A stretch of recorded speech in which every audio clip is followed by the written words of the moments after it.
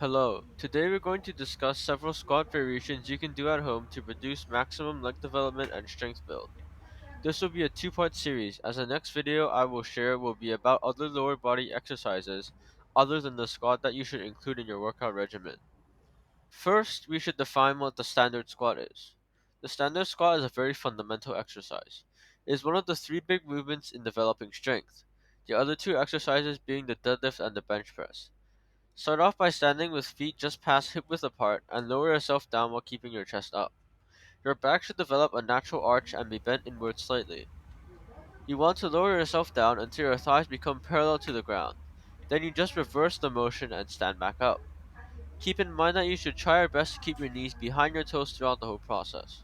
You also don't want to rush the exercise and just let gravity completely carry you downwards. Instead, you should be looking for a controlled movement both going up and down. This will increase time under tension for your legs and allow for more growth and development of the muscles involved in the squat. In addition, your driving force should come from your heels, not your forefoot. The main muscles the squat activates are the hip flexors, quadriceps, and the hamstring. The first variation of the squat we're going to discuss is the weighted squat.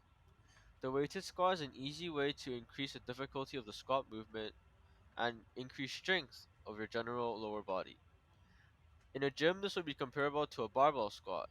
However, as we're at home, I typically like to use my school bag consisting of yearbooks or even a computer to add weight to the movement. If you have dumbbells, feel free to use them. This works relatively the same muscles as a squat, as it is just the same movement but with more weight added. The second variation of the squat I'm going to share is the explosive squat. Explosive squats are a great way to train for jumping or even sprinting. This is basically the standard squat, but when you go down, you jump up instead of slowly standing upwards. This is a good way to train for jumping and sprinting, as it activates those fast twitch muscle fibers that focus on producing power in an instant. This works pretty much the same muscles as a squat, but there's more emphasis on power rather than time under tension. The third variation of the squat we're going to mention is the pistol squat.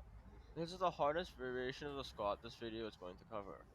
It is essentially like a one-arm push-up but for the squat instead. This requires quite a lot of strength, so I would say try to stray away from this if you're just starting out. In order to progress into the pistol squat, you can first try the movement but sitting on an elevated surface like a chair or a bench. A big part of the pistol squat is balance, so I'd also recommend holding onto something when you're gradually building up to the movement.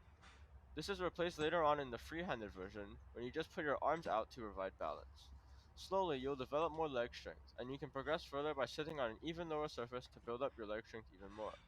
Then, when you're ready and feel confident, you can move on to just doing it on the ground while holding onto something. The final step of this progression would be then to let go and try to do it free-handed. This movement also requires a lot of knee flexibility as it goes through a full range of motion, so I would recommend adequate warming up and gradual progression to build up more strength needed and knee flexibility. It is also important to note that the pistol squat is a unilateral exercise, meaning it is an exercise that only trains one single leg. So if you want to incorporate this exercise into your workouts, be sure to include equal sets for both legs to avoid muscle imbalances. The final variation of the squat we're going to discuss is the sissy squat. This is a relatively unheard of exercise that has recently gained a lot of traction. The sissy squat is a pretty advanced variation of the squat that you can do even at home. You perform a sissy squat by standing on the balls of your feet, and while holding onto something, you lean back and lower your body downwards until your knees touch the ground. Then you reverse the movement and you just stand back up. It is important to maintain a tight core and a straight line throughout your thighs to your torso while also squeezing your glutes throughout the entire movement. What makes this exercise special is that it breaks the long-standing rule of keeping your knees behind your toes. In this movement, the whole point is to shift your knees over your toes, to cause the quadricep muscles, particularly the vastus lateralis, to go through a full range of motion from full stretch to contraction. When your knees touch the ground and your torso is leaned backwards, this will cause a stretch in your quadricep muscles and a lot of force directed into the knees as they're working to support you from falling forward. This is the other benefit of the sissy squat. It can improve knee tendon strength, which could help alleviate future knee pains and improve explosiveness and power of the knees. The reason why we hold on to something is just for balance. However, do this exercise with caution and appropriate progression, as you can run into the risk of injury in your knees if they're not used to such load. If this is the case, start by sitting down on an elevated surface and leaning back, then standing up. Then, gradually lower your sitting height until you can perform it fully and without anything on the bottom. Thank you guys for watching. I hope you guys learned a little bit from this video and can incorporate these exercises into your workouts.